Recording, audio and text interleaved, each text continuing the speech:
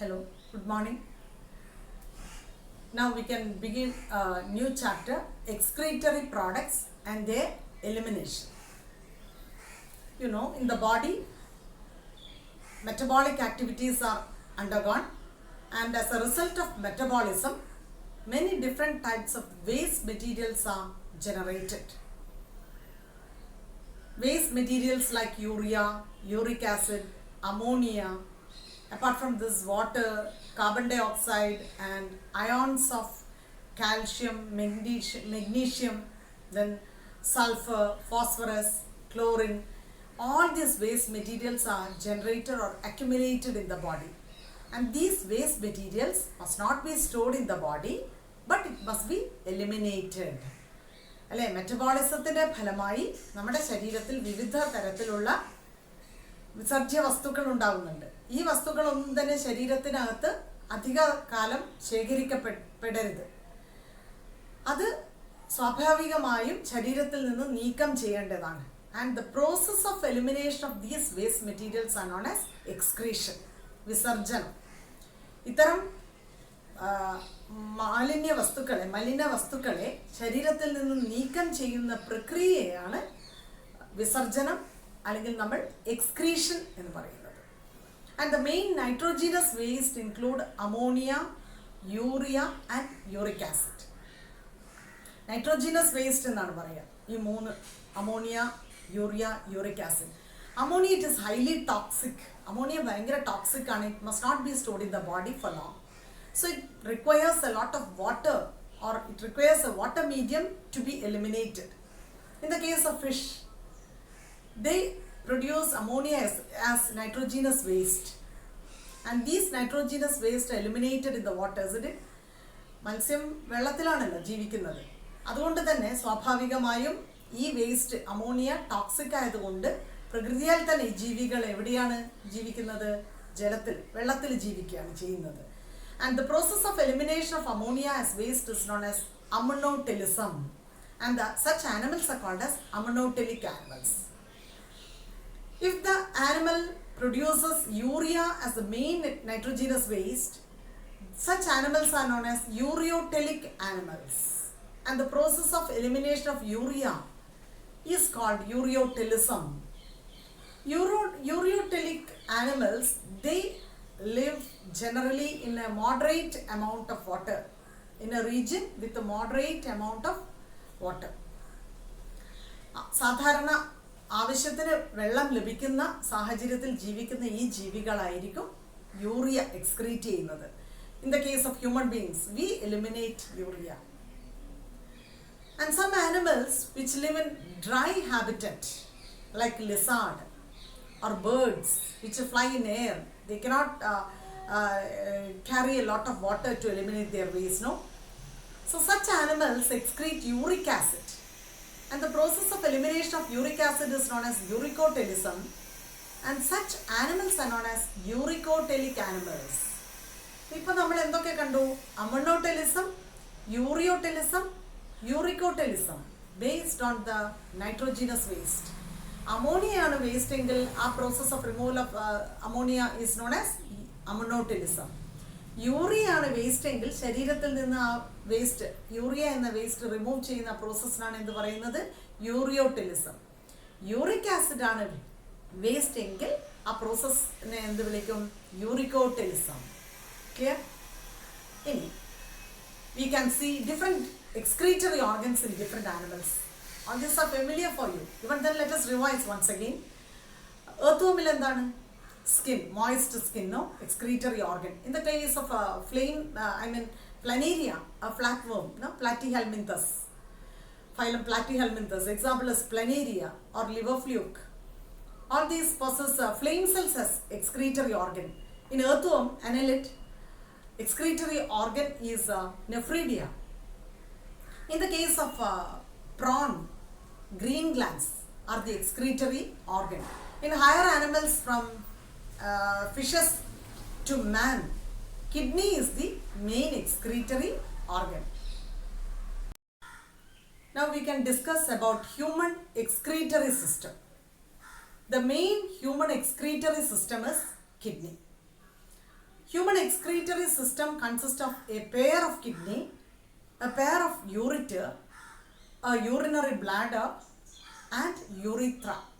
The 10th standard പഠിച്ചൊരു picture ആണ്. Don't you remember this? Here you can see the parts of human excretory system. And this paired kidney, each kidney is bean shaped and reddish brown in color. ഒരു പയറുവിത്തിന്റെ ആകൃതിയാണ് കാണുന്നത് അല്ലേ? Reddish brown കളറാണ്. And it is located in between the last thoracic vertebrae and third lumbar vertebrae. ഏകദേശം നട്ടെല്ലുണ്ടല്ലോ, അതിൽ last thoracic vertebrae, thoracic region എന്ന് പറയുന്നത് ഇതാണ് അല്ലേ? ലുംബാർ എന്ന് പറയുമ്പോൾ അബ്ഡോമിനൽ റീജിയൻ താഴേക്ക് വരുന്നത്. അപ്പം ലാസ്റ്റ് തൊറാസിക് വെർട്ടിബ്രയും തേർഡ് ലുംബാർ വെർട്ടിബ്രേൻ്റെയും ഇടയിലാണ് കിഡ്നി സ്ഥിതി ചെയ്യുന്നത്. And at the concave side of kidney, ഈ concave side എന്ന് പറയുമ്പോൾ ഇങ്ങനെ വരുന്നത് അല്ലേ? ഈ concave side of kidney, each kidney, you can see a notch. അവിടെ ഒരു നോച്ച് കാണും. And that notch is known as hilum. And it is through this hilum, the ureters, blood vessels and nerves enter to the kidney. ഈ ഹൈലത്തിലൂടെയാണ് യൂറിറ്ററും blood വെസലും നെർവും കിഡ്നിയിലേക്ക് വന്നു ചേരുന്നത്. Inner to the hilum, ഈ ഹൈലത്തിന്റെ ഉൾഭാഗത്ത് you can see conical projections called pelvis.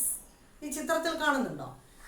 ഹൈലത്തിന്റെ അകത്ത് ഒരു conical shaped structure known as pelvis with projections called calyx or calyces. Calyces എന്നുള്ളത് plural ആണ്, കാലിക്സ് എന്നുള്ളത് സിംഗുലർ ആണ്.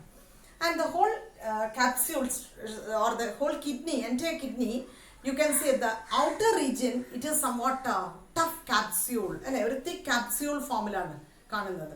And the inner part of this kidney is divided into two regions, outer cortex and inner medulla. Outer cortex and inner medulla. In the medulla, you can see some projections called as conical shaped projections called medullary pyramids. കാണുന്നുണ്ടോ? മെഡുലക്കകത്ത് ഒരു triangular or conical shaped medullary pyramids ഉണ്ട്. ഈ medullary pyramids എങ്ങനെയാണ് insert ചെയ്തിരിക്കുന്നത്? It is attached with the calyx or it is coming to the calyx. And the outer cortex, cortical region extends in between the medullary pyramids. ഈ outer ഭാഗത്ത് cortex ആണല്ലോ കാണുന്നത്. ആ cortex ഈ പിരമിഡ്സിന്റെ ഇടയിൽ വന്ന് കാണുന്നുണ്ടോ നിങ്ങൾ? ആ കോളത്തിനെയാണ് the cortical region extends in between the medullary pyramids and we call this region as columns of Bertini. ഈ റീജിയനാണ് നമ്മൾ എന്ത് വിളിക്കുന്നത്? columns of Bertini.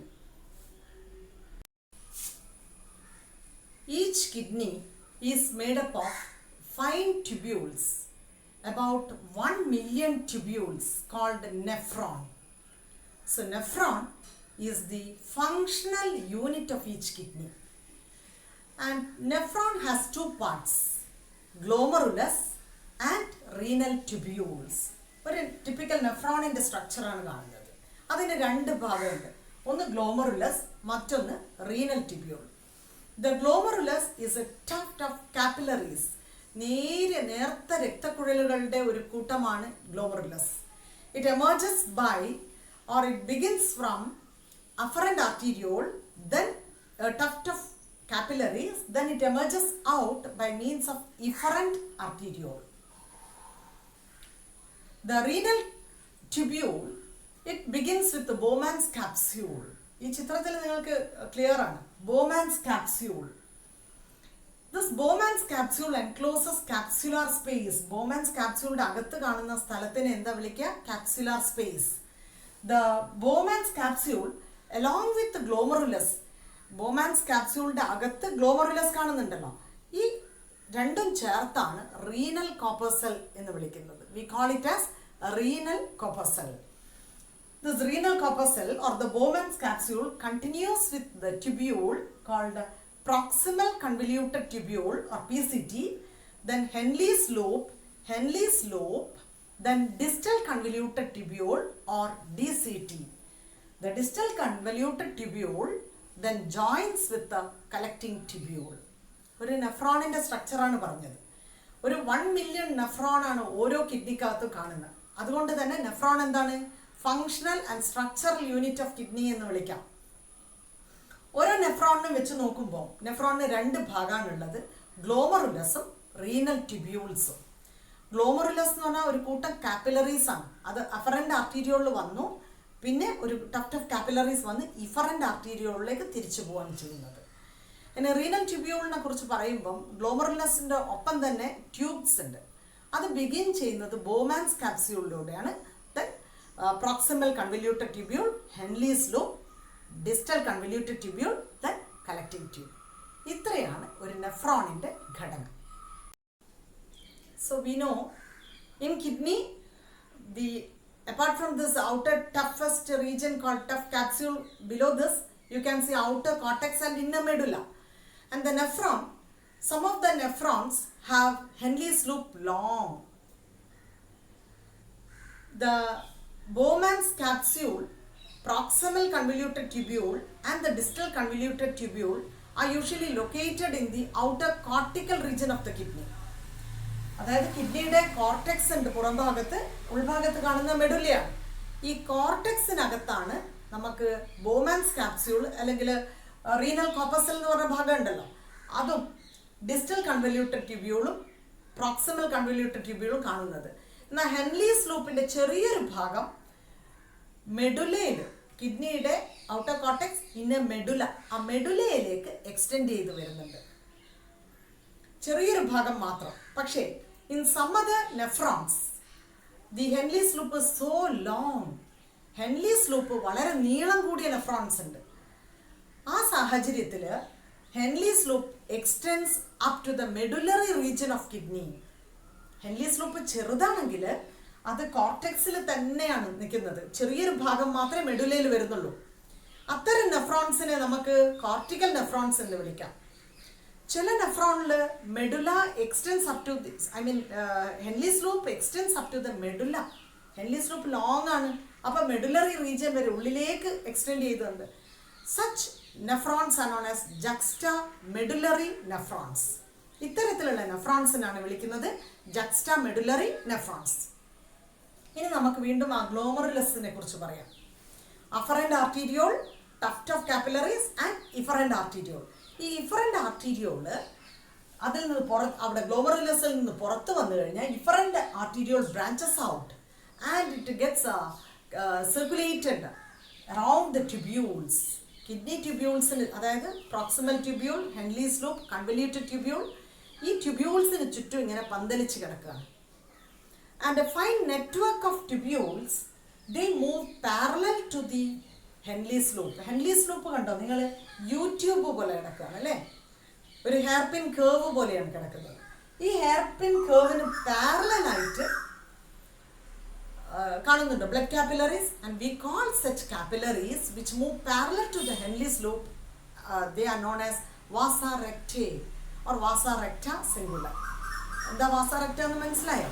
ഹെൻലീസ് ലൂപ്പിന് പാരലലായിട്ട് ആ ഹെയർപിൻ കേർവ് പോലെ അല്ലെങ്കിൽ കൗണ്ടർ കറന്റ് ഫ്ലോ കാണിക്കുന്ന ബ്ലഡ് വെസൽസ് ഓർ കാപ്പിലറീസിനെയാണ് നമ്മൾ എന്ത് വിളിക്കുന്നത്? Vasa recta. We can discuss different steps in urine formation. Urine ഫോർമേഷനിൽ എന്തൊക്കെയാണ് സ്റ്റെപ്സ് എന്ന് നോക്കാം. Urine formation undergoes 3 different steps: glomerular filtration, reabsorption and secretion. Glomerular filtration, reabsorption and secretion. Glomerular filtration is the first step in urine formation. About 1100 to 1200 ml of blood is filtered in this process. എവിടെ നിന്നാണ് filtration നടക്കുന്നത്? Glomerulus പഠിച്ചിട്ടില്ല നമ്മൾ. ഈ ഗ്ലോമറുലേസിലേക്ക് afferent arteriole വഴി blood വന്നു glomerulus tuft of കാപ്പിലറീസിൽ, and within this tuft of capillaries there is high blood pressure. This high blood pressure enhances filtration rate. ഗ്ലോമറുലസിനകത്തുള്ള ബ്ലഡ് പ്രഷർ ബോമാൻസ് കാപ്സ്യൂളിലേക്ക് ഫിൽട്ടർ ചെയ്തെടുക്കാൻ കൂടുതലായി സഹായിക്കുന്നു. The filtration or the filtrate has to cross 3 layers. അതാണ് ഈ picture സൂചിപ്പിക്കുന്നത്. What are the 3 layers? The endothelium of blood vessel. ഈ ഗ്ലോമറുലസിന്റെ capillary വാൾ ഉണ്ട്, it is lined with endothelium. The epithelium of Bowman's capsule. Bowman's capsule കണ്ടോ, അതിന് ഒരു പ്രത്യേകതര cells കണ്ടില്ലേ? That cells are known as podocytes. Generally we call epithelium. Endothelium of capillary wall, epithelium of Bowman's capsule, in between mesothelium. ഇതിനിടയിൽ ഒരു mesothelium. All the three layers the filter has to cross to reach capsular space. Bowman's ക്യാപ്സ്യൂളിനകത്തുള്ള capsular സ്പേസിലേക്കാണ് ഗ്ലോമറുലസിൽ നിന്ന് filter ചെയ്ത് വരുന്നത്. ഈ filtrate എത്ര ലെയേഴ്സ് ക്രോസ് ചെയ്യുന്നുണ്ട്? 3 ലെയേഴ്സ്. അപ്പോൾ ഈ 3 ലെയേഴ്സ് ക്രോസ് ചെയ്ത് വരുമ്പോൾ ബ്ലഡിൽ നിന്ന് എന്തൊക്കെയാണ് ഫിൽറ്റേർഡ് ഔട്ട് ആവുന്നത്? ബ്ലഡ് പ്ലാസ്മയിൽ നിന്ന് almost all the ingredients except plasma, I mean protein. Plasma proteins പഠിച്ചിട്ടില്ലേ? എന്തൊക്കെയാ? Albumin, globulin, fibrinogen. All these are plasma proteins. Plasma proteins ഒഴികെ ബാക്കി ഒരുവിധ എല്ലാ കോമ്പണൻസും ഫിൽട്രേഷൻ നടത്തി കൊണ്ടുവരാണ് കാപ്സുലാർ സ്പേസിലേക്ക്. So we call this glomerular filtration as ultra filtration. എന്താ വിളിക്കുന്നത്? Ultra filtration. What is glomerular filtration rate? GFR. Glomerular filtration rate is the amount of glomerular filtrate formed in a man in a minute. ഒരു healthy പേഴ്സണിൽ ഒരു മിനിറ്റിൽ എത്ര GFR എന്ന് കണ്ടുപിടിക്കണേ, എത്ര amount of filtrate, glomerular filtrate എത്ര ഉണ്ടായി ഒരു മിനിറ്റിൽ എന്നുള്ളതാണ് glomerular filtration rate. And the GFR of A healthy person is 125 ml per minute or 180 liters per day. ഒരു ദിവസത്തിൽ 180 ലിറ്ററോളം ആണ് ഗ്ലോമറുലാർ ഫിൽട്രേറ്റ് ഉണ്ടാവുന്നത്. അപ്പോൾ ഒന്ന് ഓർക്കണം, 180 liters ഓഫ് ഗ്ലോമറുലാർ ഫിൽട്രേറ്റ് ആണ് ഇനീഷ്യൽ സ്റ്റെപ്പിൽ ഉണ്ടാവുന്നത്. അത്രമാത്രം യൂറിൻ ഉണ്ടോ, നമ്മൾ പാസ് ചെയ്യുന്നുണ്ടോ, അതൊന്ന് ഓർത്ത് വെക്കാം. Later we will discuss it.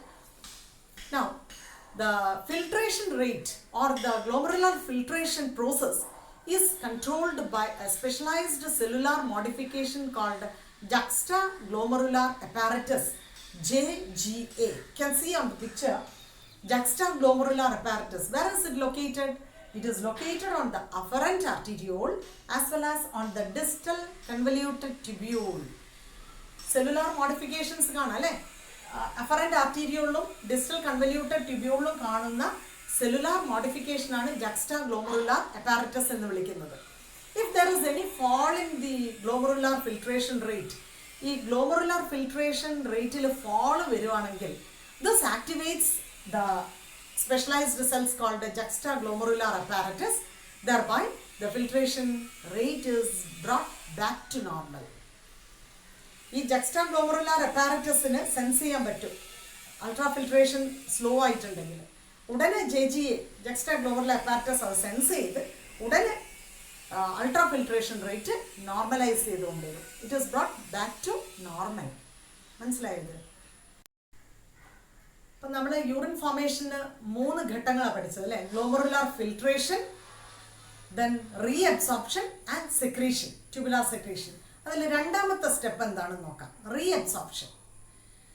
I told you 180 liters of glomerular filtrate is formed per day. 150 litre glomerular filtrate ഒരു ദിവസം ഉണ്ടാവുകയാണെങ്കിൽ ഒരു ദിവസം ഒരു ഹെൽത്തി ഹ്യൂമൻ ബീങ് എത്രമാത്രം യൂറിനേറ്റ് ചെയ്യും ഒന്ന് ചിന്തിച്ച് നോക്കും. Maximum on an average 1.5 liters. 1.5 litre യൂറിനാണ് ഒരു ആവറേജ് പേഴ്സൺ, ഒരു ഹെൽത്തി പേഴ്സണിൽ ഒരു ആവറേജ് എടുക്കുകയാണെങ്കിൽ നമുക്ക് കാണുന്നത്. അപ്പോൾ 180 liters ആണ് ഒരു ഡേ ഉണ്ടാവുന്ന ഗ്ലോമറുലാർ ഫിൽട്രേറ്റ്. ഇപ്പോൾ 180 liters ഗ്ലോമറുലാർ ഫിൽട്രേറ്റ് ഉണ്ടെങ്കിൽ 1.5 ലിറ്റർ ആണ് യൂറിനായിട്ട് പുറത്തു പോകുന്നുള്ളൂ. ബാക്കി ഗ്ലോമറുലാർ ഫിൽട്രേറ്റിന് എന്താണ് സംഭവിക്കുന്നത്? It is reabsorbed by the kidney tubules. ശരീരത്തിലേക്ക് തന്നെ അത് അബ്സോർബ് ചെയ്ത് പോവാണ്, റീഅബ്സോർബ് ചെയ്യാണ്. This process of absorption of glomerular filtrate, 99% of glomerular filtrate back to the body cells is known as reabsorption. We call it as reabsorption. Reabsorption takes place by 2 steps. 2 പ്രോസസ്സിലൂടെയാണ് നടക്കുന്നത്. One is by active transport and the other one is passive transport. ഇത് നിങ്ങൾ 7th സ്റ്റാൻഡേർഡിലോ മറ്റോ പഠിച്ചതാണ്. Active transport is by the expense of energy എന്നൊക്കെ പഠിച്ചിട്ടുണ്ടോ? Active ട്രാൻസ്പോർട്ടിലൂടെയും passive ട്രാൻസ്പോർട്ടിലൂടെയാണ് റീഅബ്സോർപ്ഷൻ നടക്കുന്നത്. ആക്റ്റീവ് ട്രാൻസ്പോർട്ടിലൂടെ amino acid, sodium ion, then glucose, ഇതൊക്കെ ആക്റ്റീവ് ട്രാൻസ്പോർട്ടിലൂടെയാണ് അബ്സോർബ് ചെയ്യുന്നത്. എന്നാൽ പാസീവ് ട്രാൻസ്പോർട്ടിലൂടെ മാക്സിമം വെള്ളം, വാട്ടർ, ദെൻ യൂറിയ, ഇതൊക്കെ പാസീവ് ട്രാൻസ്പോർട്ടിലൂടെയാണ് അബ്സോർപ്ഷൻ നടക്കുന്നത് അല്ലേ? ഓർത്ത് നോക്ക്, glucose, amino acid, sodium ion, ഇതൊക്കെ ആക്റ്റീവ് ട്രാൻസ്പോർട്ടിലൂടെയാണ് റീഅബ്സോർപ്ഷൻ നടക്കുന്നത്. Then maximum amount of water as well as urea, it is reabsorbed by passive transport. ഇത് മനസ്സിലായോ? Last step in urine formation is tubular secretion. അപ്പോൾ നെഫ്രോണിൻ്റെ ട്യൂബ്യൂൾസ് ഓർമ്മ ഉണ്ടല്ലോ. Proximal convoluted tubule, distal convoluted tubule, then in between Henle's loop, and last one is collecting tubule. ഇതൊക്കെ tubules ആണ്.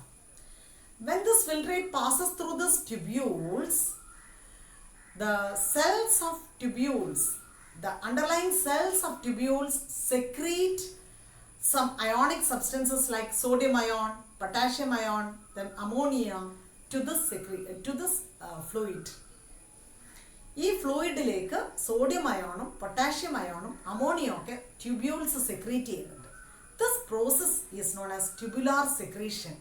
എന്തിനു വേണ്ടിയിട്ടാണ് ഈ കിഡ്നി ട്യൂബ്യൂൾസ് ഈ ഫ്ലൂയിഡിലേക്ക് സെക്രീറ്റ് ചെയ്യുന്നത് ഇത്തരത്തിലുള്ള ions?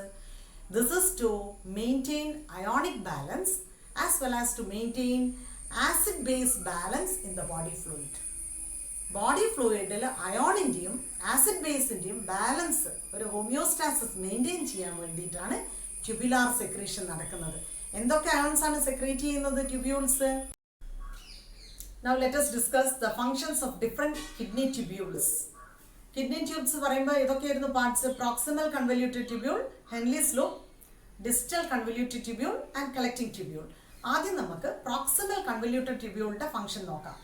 The inner lining of proximal convoluted tubule is covered with or lined with the ciliated epithelium, അല്ലെങ്കിൽ brush border cells എന്ന് പറയാം.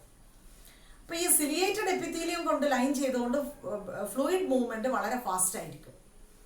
And about 70 to 80% of the electrolytes and water is reabsorbed from this region.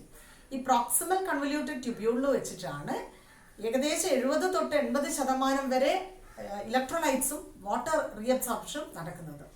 Same time it is in this tubular part secretion takes place. Secretion of hydrogen ion, potassium ion and ammonia is secreted to this region. Same time bicarbonate is reabsorbed. ഇവിടെ bicarbonate reabsorption നടക്കുന്നു. എന്തിനു വേണ്ടിയിട്ടാണ് ഇവിടെ സെക്രീഷനും റീഅബ്സോർപ്ഷനും ഒക്കെ നടന്നിരിക്കുന്നത്? To maintain ionic balance as well as acid base balance. അതാണ് ഈ പ്രോക്സിമൽ കൺവല്യൂട്ടഡ് ട്യൂബ്യൂളിൻ്റെ ഫംഗ്ഷൻ. കിഡ്നി ട്യൂബ്യൂളിൻ്റെ അടുത്ത ഭാഗമാണ് ഹെൻലീസ് ലൂപ്പ്. ഹെൻലീസ് ലൂപ്പ് ഒരു ഹെയർപിൻ ലൂപ്പ് എന്ന് പറയാം. ഇവിടെ നമുക്ക് കൗണ്ടർ കറന്റ് ഫ്ലോ കാണുന്നുണ്ട്. അതെന്താണെന്ന് അടുത്ത സ്റ്റെപ്പിൽ പറയാം. ഇവിടെ നമുക്കൊരു ഡിസെൻഡിങ് ലിംബുണ്ട്, പിന്നെ അസെൻഡിങ് ലിംബും. അസെൻഡിങ് മുകളിലോട്ട് പോകുന്ന, ഡിസെൻഡിങ് താഴേക്ക് വരുന്ന, അല്ലെ, യൂട്യൂബ് പോലെയാണ്. So this is descending limb and here we have ascending limb. Henle's ലൂപ്പിന് in ascending limb there is less amount of filtration. ഇവിടെ ഫിൽട്രേഷൻ വളരെ കുറച്ചേ നടക്കുന്നുള്ളൂ. But the descending limb filtration വളരെ കമ്പാരറ്റീവ്ലി കൂടുതലാണ്. അപ്പോൾ ഇവിടെ വെള്ളത്തിൻ്റെ അബ്സോർപ്ഷനാണ് കൂടുതൽ നടക്കുന്നത്. ഇവിടെ വെള്ളത്തിൻ്റെ അബ്സോർപ്ഷൻ കുറച്ചേ നടക്കുന്നുള്ളൂ. അപ്പോൾ വെള്ളത്തിൻ്റെ അബ്സോർപ്ഷൻ കുറച്ച് നടക്കുന്നുണ്ട്. ഇലക്ട്രോലൈറ്റ്സ് ഇതിലൂടെ പാസ് ചെയ്ത് അസെൻഡിങ് ലിംബിലേക്ക് വരുന്നതുകൊണ്ട് ഇവിടെ വെള്ളം താരതമ്യേന കൂടുതലാണ്, അല്ലേ? അപ്പം കോൺസെൻട്രേറ്റഡ് ആയ ഫിൽട്രേറ്റ് അസെൻഡിങ് ലിംബിലേക്ക് പോകുമ്പം അത് ലെസ് കോൺസെൻട്രേറ്റഡ് ആയി മാറും, അല്ലെങ്കിൽ ഡൈല്യൂട്ടഡ് ആയിട്ട് മാറുന്നുണ്ട്. അത് മനസ്സിലായോ? കൂടുതൽ വെള്ളം അബ്സോർപ്ഷൻ ഇവിടെ നടക്കുകയാണ്, വെള്ളത്തിൻ്റെ അബ്സോർപ്ഷൻ ഇവിടെ കുറച്ചേ നടക്കുന്നുള്ളൂ. അപ്പോൾ ഇതിൽ കൂടുതൽ വെള്ളം ഉണ്ടാവുമല്ലോ. അപ്പോൾ ഇലക്ട്രോലൈറ്റ്സ് ഇവിടെ നിന്ന് ഇതിലേക്ക് പാസ് ചെയ്യുമ്പം കൂടുതൽ വെള്ളമായിട്ട് ഡൈല്യൂട്ടഡ് ആവുമല്ലോ. അതുകൊണ്ടാണ് പറഞ്ഞത് ഡിസെൻഡിങ് ലിംബിലുള്ള കോൺസെൻട്രേറ്റഡ് ഫിൽട്രേറ്റ് അസെൻഡിങ്ങിലേക്ക് എത്തുമ്പോഴേക്കും അത് ലെസ് കോൺസെൻട്രേറ്റഡ് ആവും, അല്ലെങ്കിൽ ഡൈല്യൂട്ടഡ് ആവും എന്നാണ് പറയുന്നത്. ഈ പിക്ചറിൽ അത് ക്ലിയറായി കാണിക്കുന്നുണ്ട്. ഹെൻലീസ് ലൂപ്പിൻ്റെ movement of electrolytes and water in the two limbs of Henle's loop. One is descending limb, others ascending limb. The next part of collecting tubule is distal convoluted tubule. Here, a lot of mineral ions like sodium, then water and bicarbonate is reabsorbed. Same time, secretion also takes place here. Secretion of potassium ion, hydrogen ion and ammonia takes place. As a result of this, in this distal convoluted tubule, there maintains ionic balance as well as acid-base balance. And the last part of this kidney tubule is collecting tubule. Collecting tubule is a long tube which extends from cortex to the inner medulla of kidney. കിഡ്നിയുടെ outer ഭാഗമാണല്ലോ cortex. കോർട്ടെക്സിൽ നിന്ന് ഉള്ളിലുള്ള medulla അകത്ത് വരെ എത്തുന്ന ഒരു ട്യൂബാണ് collecting tube. In this collecting tubule, a lot of water is reabsorbed. ഒരുപാട് വെള്ളം reabsorb ചെയ്യുന്നുണ്ട്. To maintain ionic balance, here some ions like hydrogen ion and potassium ion is secreted to this tubule. അവിടെ potassium അയോണും hydrogen അയോണിൻ്റെ secretion നടക്കുന്നുണ്ട് ഒരു ionic ബാലൻസിന് വേണ്ടിയിട്ടാണ്. As a lot of water is reabsorbed from this collecting tubule, from this collecting tubule the urine becomes more concentrated. ഈ collecting ട്യൂബ്യൂളിൽ വെച്ച് ഒരുപാട് വെള്ളം വലിച്ചെടുക്കുന്നതുകൊണ്ട് യൂറിൻ്റെ concentration ഏറ്റവും കൂടുന്ന ഒരു ഏരിയയാണ് ട്യൂബുലാർ പാർട്ടാണ് collecting tubule.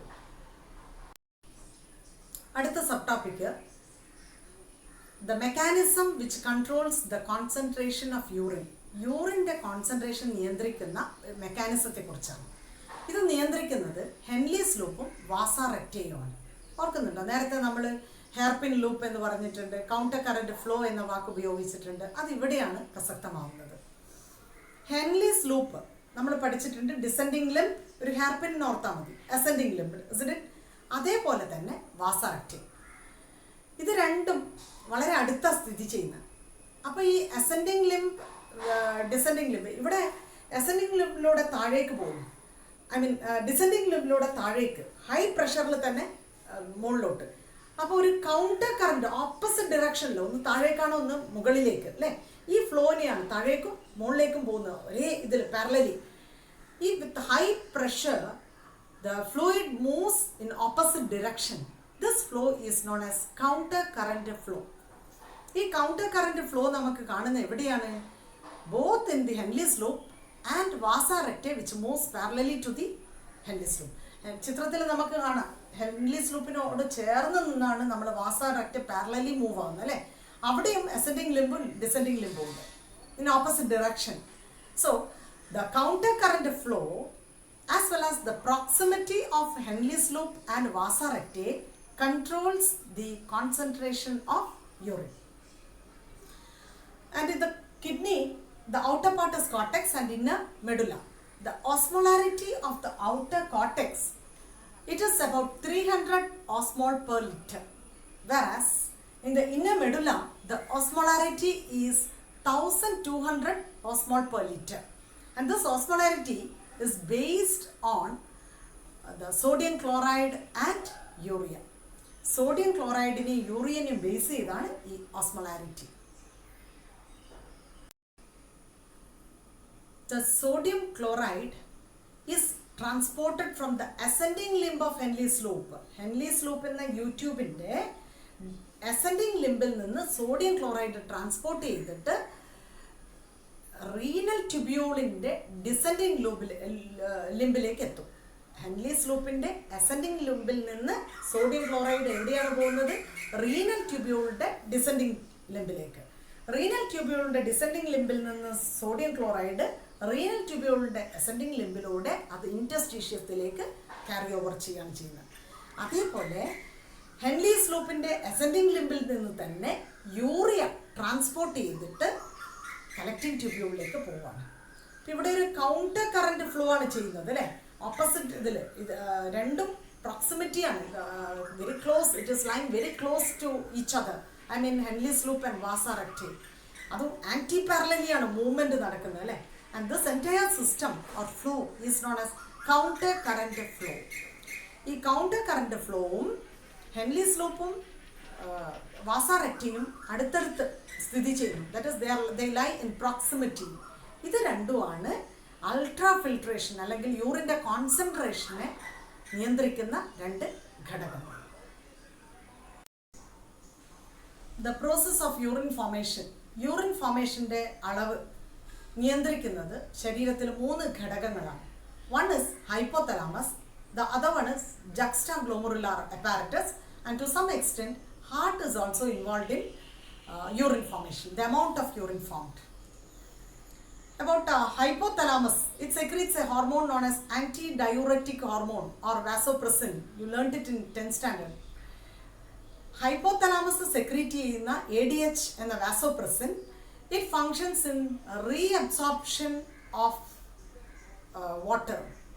Reabsorption rate enhance ചെയ്യാൻ ഈ ഹോർമോൺ സഹായിക്കുന്നു. If the hypothalamus inactivates or suppresses this hormone secretion, reabsorption limit will be reduced. ഇപ്പോൾ യൂറിൻ പാസ് ചെയ്യുന്നതിൻ്റെ അല്ലെങ്കിൽ യൂറിൻ ഫോർമേഷൻ്റെ അളവ് നിയന്ത്രിക്കുന്ന ഒരു ഹോർമോണാണ് anti diuretic hormone or vasopressin. This hormone also functions in the constriction of blood vessels and which enhances the reabsorption or ultrafiltration rate. Blood vessel ne constrict ചെയ്യാനും ultrafiltration rate കൂട്ടാനും സഹായിക്കുന്ന ഒരു ഹോർമോൺ കൂടിയാണ് ഹൈപ്പോതലാമസ് സെക്രീറ്റ് ചെയ്യുന്ന anti diuretic hormone or vasopressin.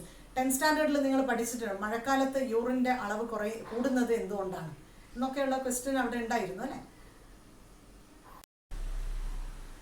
The second factor to control the regulation of kidney function is juxtaglomerular apparatus, which is seen on the afferent arteriole as well as on the distal convoluted tubule. They are specialized cellular modifications. Juxtaglomerular apparatus or JGA secretes renin. ഈ renin നമ്മൾ വേറെ എവിടെയോ കേട്ടിട്ടുണ്ടോ, ഓർക്കുന്നുണ്ടോ? Digestion പഠിച്ചിട്ടുണ്ട്. In children renin is a hormone which functions in digesting milk protein. ഓർക്കുന്നുണ്ടോ? ഇത് മറ്റൊരു റെനിനാണ് എക്സ്ക്രീഷനിൽ കാണുന്നത്. So the JGA cells secretes renin which converts angiotensinogen in blood to angiotensin 1 and 2. Angiotensinogen എന്ന് പറയുന്ന ബ്ലഡിലുള്ള ഒരു ഇനാക്റ്റീവ് ഫാക്ടറാണ്. ഈ ഇനാക്റ്റീവ് ഫാക്ടറിനെ ആക്റ്റീവായ ആൻജിയോടെൻസിൻ 1ഉം thereby angiotensin 2 ആക്കി മാറ്റുകയാണ്. This angiotensin is vasoconstrictor, blood vessel ne churukkum. So this increases ultrafiltration, glomerular filtration rate or blood pressure. The glomerular filtration rate കൂട്ടുകയാണ് ചെയ്യുന്നത് angiotensin 1 and 2. അപ്പം അൾട്രാഫിൽട്രേഷൻ റേറ്റ് കൂടുകയാണ്. Glomerular filtration rate കൂടുമ്പോൾ filtrate കൂടും, അതോടൊപ്പം യൂറിൻ്റെ amount കൂടാൻ സാധ്യതയുണ്ട് അല്ലേ. So this enhances the flow of blood to heart. ഹാർട്ടിലേക്കുള്ള ബ്ലഡ് ഫ്ലോ കൂടും അല്ലേ. പ്രഷർ കൂടുന്നതിനനുസരിച്ച് ബ്ലഡ് ഫ്ലോ ഹാർട്ടിലേക്കുള്ളത് കൂടും. So heart senses this. ഹാർട്ടിലേക്കുള്ള ബ്ലഡ് ഫ്ലോവിൻ്റെ തോത് കൂടുമ്പം ഹാർട്ട് ഇത് മനസ്സിലാക്കിയിട്ട് secretes atrial natriuretic factor, ANF, atrial natriuretic factor. This is a best vasodilator. Vasodilator എന്ന് പറഞ്ഞാൽ രക്തക്കുഴലിനെ വികസിപ്പിക്കുന്നതാണ്. നേരത്തെ കൺസ്ട്രക്റ്റ് ചെയ്തു അല്ലേ. JGA സെൽസിൻ്റെ റെനിൻ കൺസ്ട്രക്ഷന് സഹായിച്ചു. അത് കൂടുതൽ ബ്ലഡ് ഫ്ലോ കൂടിയപ്പോൾ ഹാർട്ട് അത് സെൻസ് ചെയ്ത് ANF സെക്രീറ്റ് ചെയ്ത് അപ്പോൾ വാസോഡൈലേറ്റർ ആണ്. അപ്പോൾ ബ്ലഡ് ഫ്ലോ കുറയും, അതോടൊപ്പം തന്നെ ഗ്ലോമറുലാർ ഫിൽട്രേഷൻ റേറ്റും കമ്പാരിറ്റീവ്ലി കുറച്ച് നോർമലൈസ് ചെയ്യാൻ പറ്റുന്നുണ്ട്. അപ്പോൾ ഇതൊരു ആൻറ്റഗോണിസ്റ്റിക് ഇൻ ഫംഗ്ഷൻ എന്ന് പറയാം. നമ്മൾ 10th പഠിച്ചിട്ട് ഇൻസുലിൻ ഗ്ലൂക്കോഗോണിൻ്റെ ഫംഗ്ഷൻ പഠിച്ചിട്ടുണ്ടോ? They are antagonistic to each other എന്ന് പഠിച്ചിട്ടില്ലേ. അതുപോലെ ഇവിടെ JGA സെൽസ് ഫിൽട്രേഷൻ റേറ്റ് കൂട്ടുമ്പം atrial natriuretic factor ANF filtration rate കുറക്കുകയാണ് ചെയ്യുന്നത്. അപ്പോൾ അത് നോർമലൈസ് ചെയ്ത് കൊണ്ടുവരികയാണ്. They are antagonistic in function. Clear? അപ്പം ഇതിൻ്റെ ഓപ്പോസിറ്റ് ഫംഗ്ഷനാണ് JGS സെൽസിന് ഓപ്പോസിറ്റ് ആയിട്ടാണ് ANF ഫങ്ഷൻ ചെയ്യുന്നത്.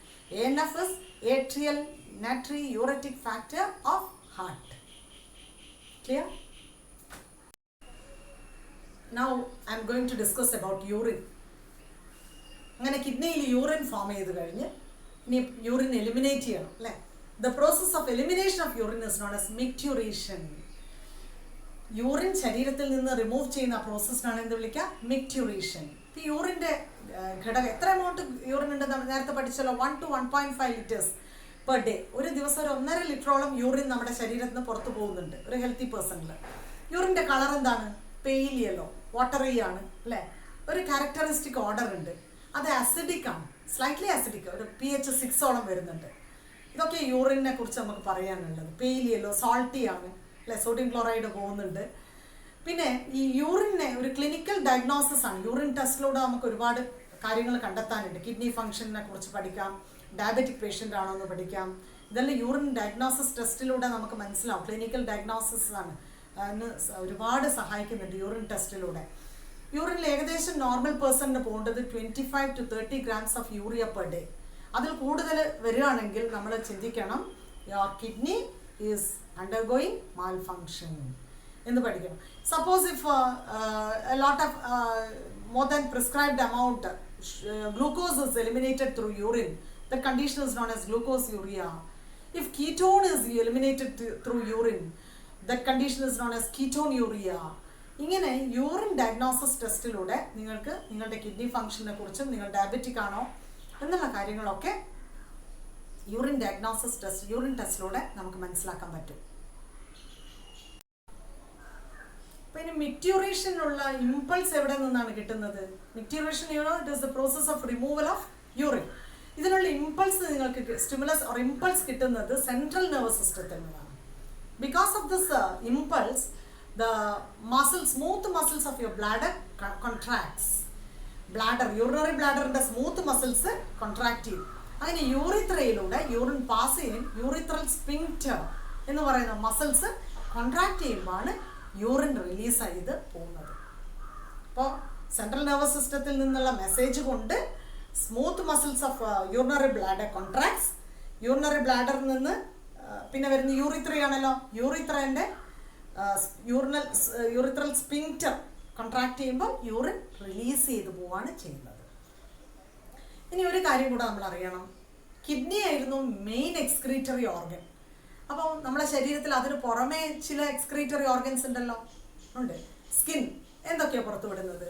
സ്വെറ്റ്, സെബം, സ്വെറ്റിലൂടെ ഹോർമോൺ പോകുന്നുണ്ട്, സോൾട്ട് പോകുന്നുണ്ട് അല്ലേ, കുറച്ച് fat, cholesterol, then bile salts, ഇതൊക്കെ സ്വെറ്റിലൂടെ റിമൂവ് ചെയ്യുന്നുണ്ട്. സ്വെറ്റ് ഗ്ലാൻസ് ഉണ്ട്, sebum, sebaceous gland secreting sebum, അതൊരു ഫാറ്റി സെക്രീഷനാണ്. അതും സ്വെറ്റ് സ്കിന്നിലൂടെ. So skin is the biggest largest organ in your body. It has sweat gland and sebaceous gland which secretes sweat and sebum respectively. Then apart from the skin we have large intestine with the rectum and anus. Anus removes fecal matter, so it is also an excretory organ. Kidney, skin, anus, then liver. In lower classes we learned liver detoxifies poisonous substances, isn't it? Le alcoholic person ellam alcohol ശരീരത്തിൽ അത് slightly poisonous ആണ്. ഈ poisonous സബ്സ്റ്റൻസിനെ നമ്മൾ detoxify ചെയ്യാൻ സഹായിച്ച് ശരീരത്തിൽ നിന്ന് remove ചെയ്യുന്നത് ലിവറാണ്. അപ്പോൾ liver is also an excretory organ. Then lungs, through lungs you eliminate excess carbon dioxide as well as some amount of water. അപ്പോൾ ലങ്സ് ഒരു ആക്സസറി എക്സ്ക്രീറ്ററി ഓർഗനാണ്. ഇപ്പോൾ പറഞ്ഞിരിക്കുന്നത് മെയിൻ എക്സ്ക്രീറ്ററി ഓർഗൻ കിഡ്നിയാണ്. പിന്നെ skin, then rectum and anus, then liver, then lungs. All these are accessory excretory organs. ഇനി excretory ഓർഗനെ ബാധിക്കാൻ സാധ്യതയുള്ള അസുഖങ്ങൾ എന്തെല്ലാം? അപ്പോൾ നേരത്തെ നമ്മൾ പഠിച്ചു, യൂറിയ കൂടിക്കഴിഞ്ഞാൽ യുറേമിയ എന്ന് പറയുന്ന അസുഖം വരും അല്ലേ. ശരീരത്തിൽ ബ്ലഡ് ടെസ്റ്റ് ചെയ്യുമ്പോൾ യൂറിയ കൂടുകയാണ്. നമുക്കറിയാം നോർമൽ എമൗണ്ട് എത്രയാണ്. അപ്പോൾ യുറേമിയ വന്ന പേഴ്സണിനെ നമ്മൾ എന്താ ചെയ്യുക? ഹീമോ ഡയലൈസർ എന്ന് പറയുന്ന മെഷീൻ ഉണ്ട്. ആ മെഷീനിൽ സെലോഫെയിൻഡ് ട്യൂബ്സ് ഉണ്ട്. അത് പോറസ് ആണ്. അതിന് ചുറ്റും പ്ലാസ്മയ്ക്ക് തുല്യമായ ഒരു ഫ്ലൂയിഡ് പോകുന്നുണ്ട് ആ ട്യൂബിന് ചുറ്റും. അപ്പം നമ്മളെ ബ്ലഡ് ആർട്ടറിയിൽ നിന്ന് അത് ഈ മെഷീനിലേക്ക് എടുക്കും. ആ മെഷീനിലെ സെലോഫെയിൻ ട്യൂബിലൂടെ പോകുമ്പോൾ അതിലുള്ള ബ്ലഡിലുള്ള വേസ്റ്റ് പ്ലാസ്മ പോലത്തെ ഫ്ലൂയിഡിലേക്ക് അബ്സോർബ് ചെയ്യും. പ്യൂരിഫൈ ചെയ്ത ബ്ലഡ് ഇതേ പേഴ്സൻ്റെ ബോഡിയിലേക്ക് കടത്തിവിടുകയാണ് ചെയ്യുന്നത്. കിഡ്നി ഫെയിലിയർ നടന്ന ആളുടെ ബോഡിയിൽ നിന്നാണ് ബ്ലഡ് എടുക്കുന്നത്. സാധാരണ കിഡ്നി ഫിൽട്ടർ ചെയ്ത് വേസ്റ്റിനെ റിമൂവ് ചെയ്യാണല്ലോ ചെയ്യുന്നത്. അപ്പോൾ കിഡ്നി ഫങ്ഷൻ ചെയ്യുന്നില്ലെങ്കിൽ വേസ്റ്റൊക്കെ ഈ പറഞ്ഞ നൈട്രോജീനസ് വേസ്റ്റും മിനറൽ അയോൺസും എല്ലാം ശരീരത്തിൽ കെട്ടിക്കിടക്കും. സോഡിയവും പൊട്ടാഷ്യവും എല്ലാം ഇവിടെ കിട്ടും. Urea, then some amount of uric acid എല്ലാം തന്നെ, അമോണിയ എല്ലാം ശരീരത്തിൽ കെട്ടിക്കിടക്കുകയാണ് ചെയ്യുന്നത് കിഡ്നി ഫങ്ഷൻലെസ് ആയാൽ. ആ സമയത്ത് ചെയ്യുന്ന ഒരു പ്രതിവിധിയാണ് കിഡ്നിക്ക് പകരം ഒരു ആർട്ടിഫിഷ്യൽ കിഡ്നി എന്ന് പറയാം. പുറത്തൊരു മെഷീനറിയിലേക്ക് ബ്ലഡിനെ ആർട്ടറി വഴി എടുത്തു കൊടുത്ത് ആ മെഷീനറി ബ്ലഡിനെ പ്യൂരിഫൈ ചെയ്ത് ബ്ലഡിലെ ഇംപ്യൂരിറ്റീസിനെല്ലാം വലിച്ചെടുത്ത് തിരിച്ച് ബ്ലഡിൽ കയറ്റി വിടുകയാണ് ചെയ്യുന്നത്. It takes time, 4.5 hours, 4 to 4.5 hours time എടുക്കും. അപ്പോൾ ഒരു സംശയം നമുക്ക് വന്നേക്കാം, ബ്ലഡ് ശരീരത്തിൻ്റെ പുറത്തേക്ക് എടുത്തൊരു മെഷീനിലൂടെ കറങ്ങുമ്പോൾ ബ്ലഡ് കട്ടയാവൂലേ? ഈ കട്ടയാവാതിരിക്കാൻ വേണ്ടി നമുക്കറിയാം ആൻറ്റി കോയാഗുലൻ്റ് പഠിച്ചിട്ടില്ലേ? എന്തായിരുന്നു നമ്മുടെ ബോഡിയിലെ ആൻറ്റി കോയാഗുലൻ്റ്? ഹെപ്പാറിൻ. എന്നാൽ ലീച്ച്, അട്ടയുടെ സലൈവയിലുള്ള ആൻറ്റി കോയാഗുലൻ്റ് എന്തായിരുന്നു? ഇറുഡിൻ അല്ലേ? അപ്പോൾ നമ്മുടെ ശരീരത്തിലെ ഹെപ്പാറിൻ എന്ന് പറയുന്ന ആൻറ്റി കോയാഗുലൻ്റ് ഹെപ്പാറിൻ ഈ ഡയലൈസറിൽ ചേർക്കും. എന്നിട്ടാണ് ബ്ലഡ് കൊണ്ടുപോകുക. അപ്പം ബ്ലഡ് കട്ടയാവുന്നില്ല ഒരു തരത്തിലും. ബ്ലഡിനെ പ്യൂരിഫൈ ചെയ്ത് തിരിച്ചു വിടാണ്. This process is known as dialysis or hemodialysis. With this chapter is over. I hope you listened it carefully. Thank you for watching.